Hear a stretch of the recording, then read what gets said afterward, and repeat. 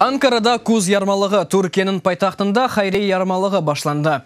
Onun teşkilatçıları Ankara'daki Şefika Gaspralı adını taşıyan kadın teşebbüs grupasının azaları oldu.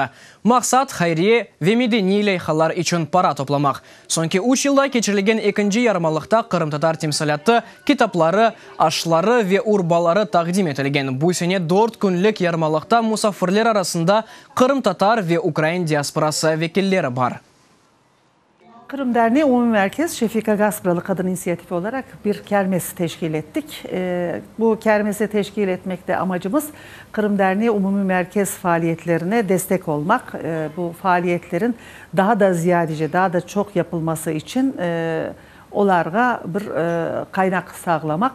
Kırım Türkleri Derneği tabii sadece kendi üyelerine değil de asıl olan Kırım'daki muhtaç, hasta ya da okumaya meyilli gençlere de yardım ve katkıda bulunduğu için ben de onlara katkıda bulunma amacıyla buraya geldim.